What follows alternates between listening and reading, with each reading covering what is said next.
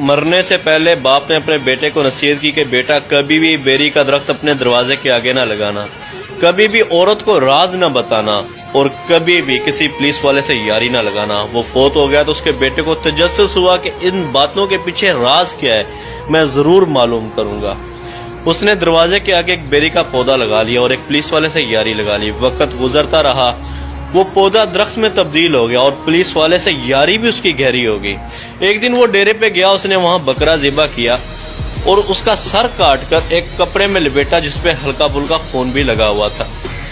وہ لایا اور اس نے اپنی عورت کو دیا اور اس سے کہا کہ دیکھو میں نے غصے میں آ کے ایک آدمی کو قتل کر دیا، یہ اس کا سر ہے، اس کو تم پیٹی میں چھپا دو اور یاد رہے کسی کو بتانا نہیں،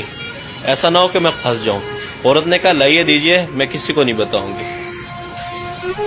شام کو اس کی ایک سہیلی آئی تو اس نے اس سے کہا دیکھو میں تمہیں ایک راز کی بات بتانے لگی ہوں، لیکن تم کسی کو نہ بتانا، کیونکہ تم میری اچھی دوست ہو، میں تمہیں بتا رہی ہوں، تم کسی اور کو نہ بتانا کہ میرے بندے نے قتل کر دیا، سر کاٹ کے لایا، وہ میں نے پیٹی میں رکھ دیا ہے، دیکھو میں نے تمہیں اپنا راز دیا، تم کسی اور کو نہ بتانا۔ عورت کہتی ہے کہ میں کسی کو بتاؤں گی، بھلا تم تو میری بڑی اچھی دوست ہو۔ وہ نکلی، دوسرے گھر میں گئی تو اسی طرح اپنے خاص دوست کو جا کے اس نے بھی یہ بات بتا دی، تمہیں بتانے لگی ہوں، تم کسی اور کو نہ بتانا،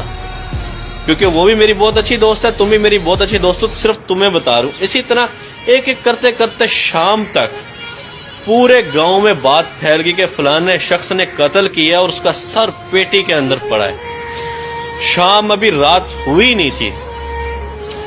کہ پولیس والا اور گاڑی لے کے اس کے دروازے پہ پہنچ گیا، اور دروازے پہ جیسے پہنچا اور باہر سے دروازہ کھڑکایا، فلانے باہر نکل، ہمیں پتہ چلا کہ تو نے قتل کیا ہے۔ جیسی وہ بندہ گھر سے باہر نکلا تو گھر کے آگے بیری